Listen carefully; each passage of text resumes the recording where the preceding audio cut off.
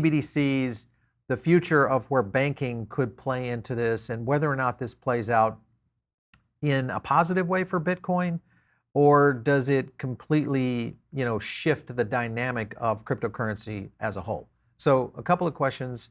I want to remind our audience, again, we're here with Jordi Alexander from Selini Capital. And when you look at investing, okay, so cryptocurrency in general, Bitcoin, are you trading in and out of Bitcoin right now? Or do you look at Bitcoin just as one of those, hodler kind of communities where I'm buying the dip and I'm just holding forever? Both, and I know that that's complicated, but we are a trading firm. We do trade a lot, and Yeah. so we have to look at it both ways. There is a long-term belief in Bitcoin, and I can see the geopolitics are creating a dynamic where Yeah. it faces challenges because central banks are against it. They're trying to ban it. Hmm. They banned it in China. We're seeing the ECB in Europe talk quite aggressively against it. I would say the U.S. is a little bit more balanced because the Republican Party has kind of come out in Right. favor in some places. Um, Ultimately, the reality is they will attack it everywhere, but that would also make it stronger because that will Hmm. make clearer why we need it, that we do need some counterbalance to this monopoly that's kind of imposed upon people. And I think when they attack it, they might be able to, make it harder to buy in terms of people just being able to, connect to a phone app and click two buttons and buy it from their bank. They might Hmm. find ways to make that process harder to do. But at the same time, they will create more and more believers that we do actually need some currency that is outside of their system, and thereby have the opposite effect of what they're trying to do. So for us, we believe in Bitcoin long term. At the same time, when we see that there is a reason that markets in general will sell off from a macro perspective, kind of like we've seen recently, we will sometimes take a derivatives short position to counteract the spot kind of Bitcoin that we hold. Yeah, I mean, I'm kind of in that camp. There are times when, I have certain investments on Bitcoin that I just have held and, for whatever reason. And then there's times when, there's opportunities, in terms of acquisition that it just seems like the right move from whether it's a sentiment data point or something I'm seeing from, economic pressures. Obviously, we've seen that with inflation and what could be an impending recession coming that could be suppressing the price of Bitcoin in general. What are your thoughts on this article right here, which is inflation could push investors to crypto? And this is kind of coming from the EU side of things. Back to your point, is that the EU is in really a tight spot right now. They've got some very hard economic conditions, a lot of issues in terms of just international trade, and we see this kind of pressure within digital assets. Certain countries a little bit more, forgiving, some countries not so. Do you think inflation could play a big role in this if we continue to see it to move, especially from an EU economic position? Yeah, absolutely. Like our thesis is that Bitcoin is basically created for a stagflationary environment, and we're about to Yeah. enter one. So there are two situations where Bitcoin is useful. One is when there is a lot of money printing, but if all assets are doing well, like we had last year, nobody needs hard money because Right. the concept of Bitcoin is to maintain your wealth. But if you can maintain it by buying dog coins or cat coins or anything else, it doesn't actually come into play. If you're in a Hmm. situation like we're entering this year, and that might actually last for quite a long time, where you don't really have any way out because equities are going down, bonds are going down, everything else is getting deflated in terms of speculative investments and meme investments. So that's kind of where Bitcoin comes in as a much needed shelling point where everyone's attention goes to, and we know that there's a hard limit to how much Bitcoin there is. So that kind of comes into play. I think the ECB, I would say like there's a ranking of who's in a better spot in terms of governments. The US is still in the best spot because for now and probably for the foreseeable future and for the years to come, it does have the reserve currency in terms of the US dollar. So what allows the United States to do is export a lot of its inflation to the rest of the world, because if the Fed decides to do quantitative easing or print money, the other countries are actually forced to absorb that. They don't really have a choice, especially the ones who are buying US bonds. So that puts the US in a better position. It's still not going to be a smooth ride, and I do think that we will see maybe not a full recession, but a low growth period that will potentially last for a very long time. The ECB is a little bit worse off. They have a few things against them. First of all, Hmm. their energy policy has been disastrous. They've gone green way before the world was ready Was for ready. the Yeah. continent to go green. The technology was not there. They shut off the nuclear power plants, which were in Germany and in France, and really put themselves in a bind now geopolitically with Russia. And we're seeing that the energy costs in Europe and in the UK, which we can get to in a second, because they're even below the EU in terms of where they are. Um, so the EU, the positive side for the EU is that the euro is potentially the second reserve currency of the world. It is a widely accepted and used currency, Right. and that puts them in a better situation than as we get down the list into, the UK, which has 9% plus inflation and really is completely against the wall. Hmm. They also have energy problems, and if you go even further down the list into emerging markets, it only gets worse from there. So I think for people who live in Argentina and Turkey, and even going up the list into the UK, people, as we enter 2023, will be looking for an alternative to their fiat system. Yeah. Yeah. And I look at this, I was looking at this article also, kind of what Robert Kiyosaki is talking about.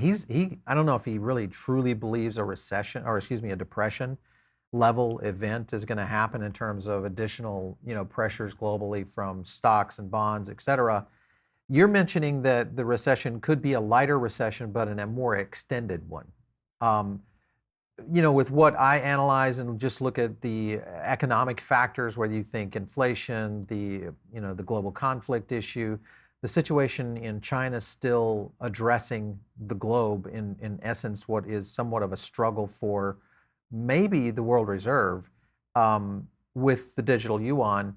I still think we're maybe quite a bit out into 2023 and maybe early 2024 before we really see that. So I would agree with you, is that Bitcoin could become a very interesting base money aspect in maybe as early as next year, with people trying to circumvent inflation and all that kind of stuff.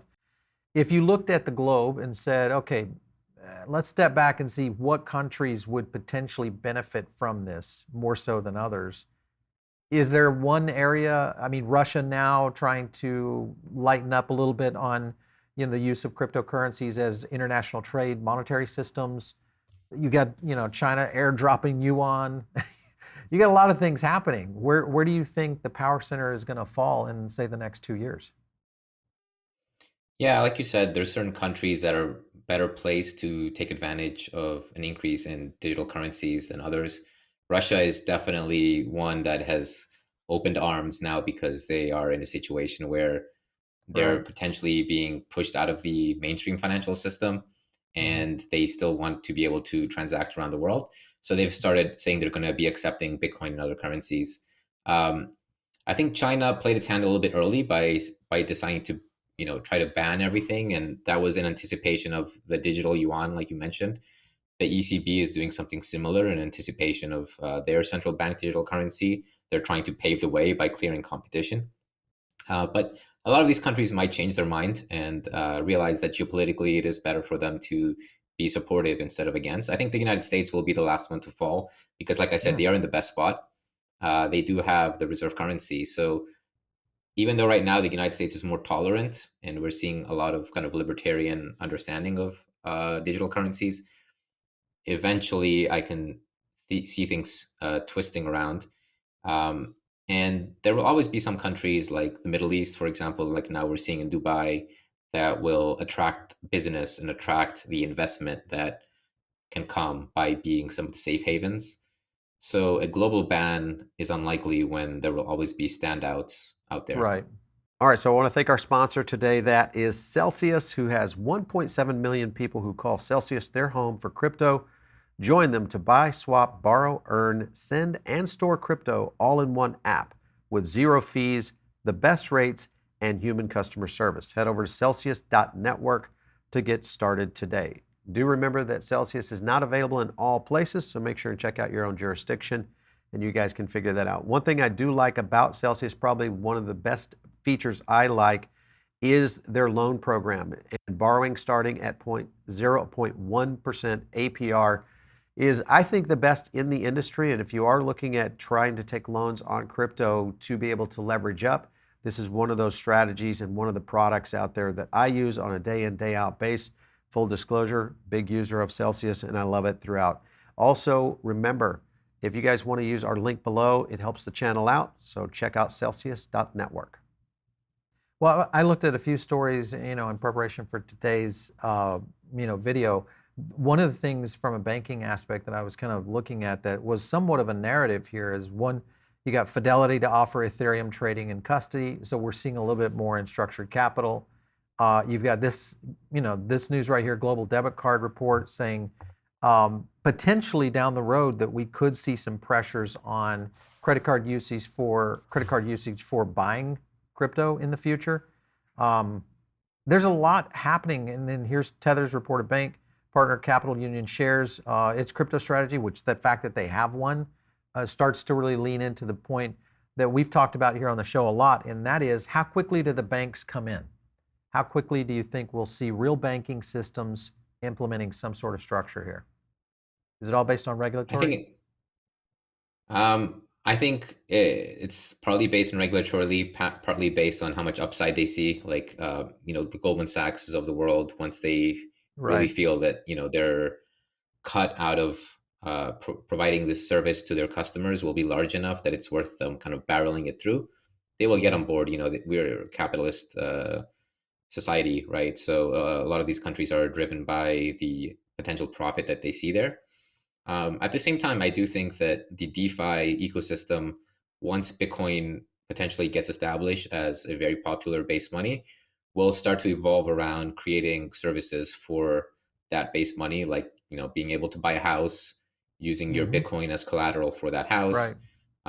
There are ways to do that I think people have thought about but haven't really implemented properly yet. But we can potentially see that going forward. And one idea I would put out there, I've talked about this a little bit, but one of my kind of sustainable DeFi ideas is, let's say you have an amount of Bitcoin that allows you to have 150% of buying a house, and you actually want to buy this house. Mm-hmm. One potential service that somebody can provide as a professional investment firm is say, like, here's the dollars, I will send you the dollars, give me your Bitcoin, I will custody it, and it will be a loan, and you can repay these dollars and get your Bitcoin back in 3-5 years. Right. And if you don't, I will just keep your Bitcoin. So in essence, that is a combination of a put option, because they're selling you a put option. There's always a chance that Bitcoin goes low, and they're you're just going to keep the dollars in that point. So you will be charged something for that put option, but it makes you comfortable to say that if you are actually holding Bitcoin in 5 years that is doing well, you will be able to recover it by paying back the dollars. So Yeah. this is kind of a beautiful situation because it doesn't allow any manipulation of the price Mm-hmm. by oracles, because the current DeFi environment, like the DeFi 1.0, we have Aave and Compound and all these things. They use Chainlink as an oracle, and if Chainlink says Right. the value of wrapped Bitcoin is now gone down by 60%, it will just liquidate you and you lose everything. But in, Yep. in this sort of scenario, you will never lose your house. You've already bought it. It's a physical good that's there. And worst case scenario, you will just keep your house. So it's a much better improved version. And the only downside is, of course, you're buying a put option as protection for your investment. And I think that's quite a good situation. Yeah, that's an interesting aspect, and I do think you're right. I mean, we do see some of that now, not necessarily from a mortgage standpoint, but obviously companies like Celsius, Nexo, et cetera, that have really leaned in on the overall use of potential crypto loans and how that might look. Most of those, though, are based on value that's locked in that are much lower than that in what you're talking. How would, in that particular case, how would you protect against a potential downfall? Because if it was an investment firm, they'd be looking at long-term holding, much like a bond or something like that, using it for an asset class. But how would you protect against a fall? So if you did that today, at 30K and you bought, you know, $1 million home, you had $1 million in Bitcoin, you put that up for collateral in essence, you're holding that $1 million in collateral, you know, 18 months from now or 16, maybe 15 months from now, we're at $24,000. Where would the investment company, what would their position be at that point? Is it just a risk on their part?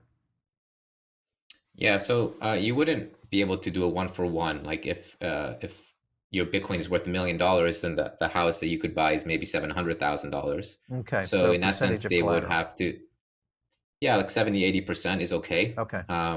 So the way that the investment firm would handle this is they would in essence know that they are selling a put option. So what they would do is much like Optiver or some other options institutional player would do, is they would manage the delta of that position. And if they're doing this on large size, you know, you can imagine, you know, thousands of people want to take out a mortgage for a home of $1 million, they would have a very large book that they can just treat as a hedging instrument for options. They would in essence keep their delta exposure maintained during a downfall, and they would never lose money. So if Yeah. Bitcoin went to 24,000, they would have a short future position down that would protect them, and that would allow them to gain profit in any situation. Interesting. Yeah. Yeah. Why wouldn't the banks jump into this? I was just looking at this article here. Bank of America CEO says, "Hey, we got a ton of blockchain patents, but we're being blocked by the regulatory. Would regulatory open that up, or could banks possibly get into that kind of strategy for something like this? I mean, mortgages are one of the biggest asset class that they finance for. You see them being a player Yeah, in this? absolutely, it should be. In terms of the regulatory environment, we can't predict exactly how it will play out. I think, you know, we do want regulation, but we want good regulation, smart regulation that still allows the technology to be used in the decentralized fashion that it's intended for. You know, it's been sad for me to advise a lot of NFT projects and Mhm. DeFi projects and talk to lawyers. And there's all these cool ideas. You know, we can do this, we can do that, and then they talk to the lawyers at ex SEC. You know, like people who really understand what's going on, and they'll tell you, Mhm. you know, this will fall under securities law. You can't do this, you can't do that, and then you start, okay, we have to make a foundation, and then the foundation is going to hold the coins, and we're going to transfer them, and you start getting into all these like discombobulated loops that you have to do. Um, Right. so it is holding things back, and I think it will require some upgrade to the environment on the legislation side before mainstream Yeah. banks can get involved. So it might take some time.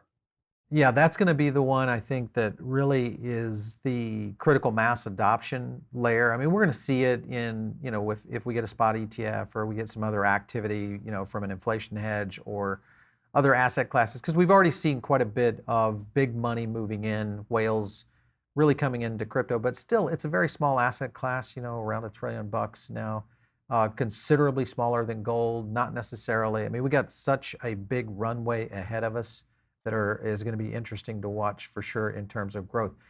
Last question to you, Jordi, if you looked at, you know, over the next year, is there one critical thing that would need to occur to see just cryptocurrency in general really take a leap forward in terms of mass adoption? What would that be if there was just one or two things that you could kind of point to?